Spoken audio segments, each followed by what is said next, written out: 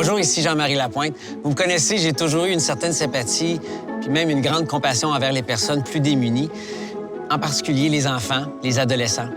Bienvenue dans ce premier épisode d'une série de 3. Aujourd'hui, je vous invite à découvrir la réalité des familles d'accueil. Bonjour, je m'appelle Vélanie. Moi et Martin, on a un fils biologique et puis on a adopté 2 petites filles il y a 2 ans et demi. J'aimerais ça que tu me dises, ça part d'où, ça, cette intention-là, cette motivation à être famille d'accueil? Bien, moi, j'ai mon petit garçon biologique qui a 5 ans, qui a une maladie des os. Puis quand nous, on a toujours voulu avoir une grande famille, puis quand on a su qu'il y avait une chance sur 2 que si je retombais enceinte, qu'il y a la même chose, on a volontairement dit, ben non, nous, on arrête ça là pour les enfants naturels. Par contre, il y a tellement d'enfants qui ont besoin. La prochaine étape, c'est la rencontre avec l'enfant. Ça se passe où? Ça se passe comment? Ça se passe rapidement. Ma cocotte, elle avait 3 jours. Oui, 3 jours. Donc, elle a été retirée directement à l'hôpital. Y a-t-il une différence être maman biologique ou maman dans une famille d'adoption? J'ai compris qu'il y a une différence entre maman et mère.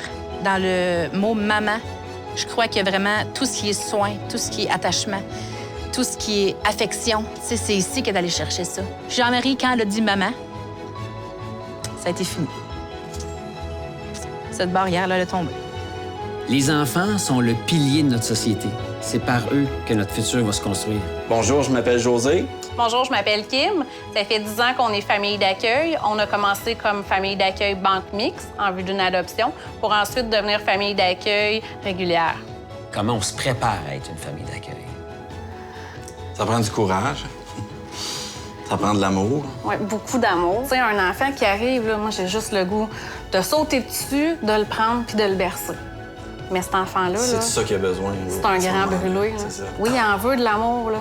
Mais moi, là, j'y touche puis je veux le coller puis je veux le... Ça y fait mal. C'est quoi les raisons pour qu'on place un enfant dans une famille d'accueil? Souvent, c'est de l'abus physique, de l'abus mental. Comment on vous aide? Dans notre travail, il y a la paperasse à remplir.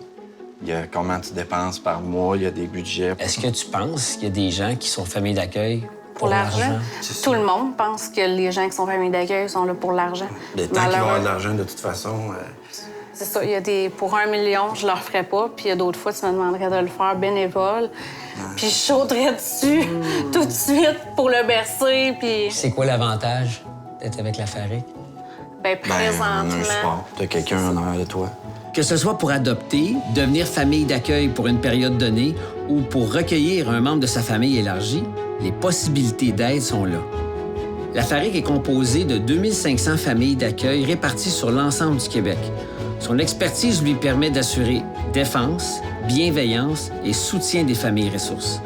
Pour en connaître davantage sur les familles d'accueil, leur rôle et les services offerts par des spécialistes, je vous invite à consulter leur site Internet